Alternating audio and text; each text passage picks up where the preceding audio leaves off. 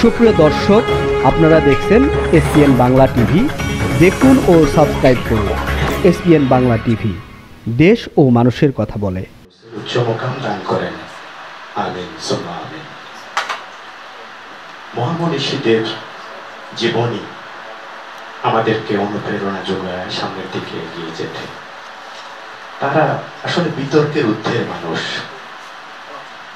যারা পৃথিবীকে চায় না, পৃথিবী তাকে চায়। যারা পৃথিবীকে বিলিয়ে দিয়ে যায় যা আছে, পৃথিবী তাকে কখনো ভুলে না, পৃথিবীর মানুষ ভুলে না।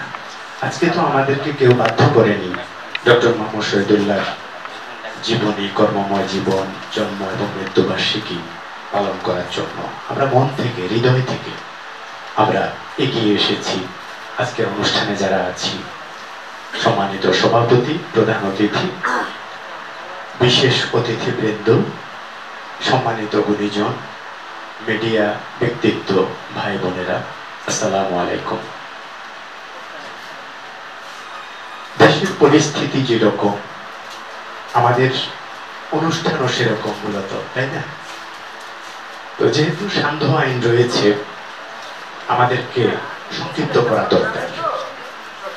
তো সেদিক থেকেই আমিও আমার বক্তব্য বাড়াতে চাই না, যদিও যখনই যেখানে মাইক্রোফোন ধরার সুযোগ হয়েছে বারবার ইশারা দিয়ে থামানো ছাড়া কি সাধারণত আমরা থামি না, কি বলে, এগুতেই থাকি। তো এজন্য যে কখন যে সময় চলে যায়, কখন যে অনেক মানুষ কষ্ট পেয়ে যায়, এটাও কিন্তু বোধগম্যতায় থাকে না আমাদের, তাই না? যে যখন দেখি যে সবাই মনোযোগ দিয়ে কথা শুনছেন, তখন বক্তব্য দিতেও কিন্তু কি একটা মজা আছে। কারণ দর্শক হিসাবেও আমি খুব মনোযোগ দিয়ে শুনি প্রত্যেকের কথা। আসলে সবার থেকেই আমাদের সবাই শিক্ষণীয় আছে। আমি যে সব জানি তা নয়, আমাদেরকে প্রত্যেকের থেকে আমরা শিখি, শেখার কোনো শেষ নেই। আমারও ল্যাকিংস আছে, তো সবাই বক্তব্য শুনতে পারলে সেটাও কিন্তু অনেক ভালো লাগতো। কিন্তু হয়তো আজকে আমরা সেই সবাইকে সমান সুযোগটা দিতে পারবো না। আপনারা মনে কষ্ট নেবেন না, তবে অল্প অল্প সবাই সংক্ষিপ্ত করবো, এটাই। তো যার কারণে আমার বক্তব্য আমি সংক্ষিপ্ত করে মানে শেষ করতে চাই। আপনারা কি বলেন, নাকি আর একটু বলবো? হ্যাঁ, সবাইকে দিয়ে দিই। তাহলে আমার পরে সংক্ষিপ্ত ভাবে বক্তব্য রাখার জন্য উদ্বোধন ঘোষণা করেন।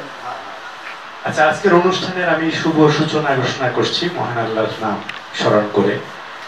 অনুষ্ঠান সফল হোক, সুন্দর হোক, সকলের সহযোগিতা, সর্বস্তরে মানবাধিকার সংরক্ষণ এবং প্রতিষ্ঠিত হোক, এবং আমাদের মহামনীষীদের ধ্যান জ্ঞান আমাদের জীবনে আমরা ধারণ করে আমরা আমাদের প্রিয় বাংলাদেশকে সামনের দিকে এগিয়ে নিয়ে যাই, এবং আমাদের ভবিষ্যৎ প্রজন্ম যেন এটি সুন্দর বাংলাদেশ পায়, শান্তিময় মানবাধিকার বান্ধব বাংলাদেশ পায়, সে প্রত্যাশায় আমার বক্তব্য এখানে শেষ।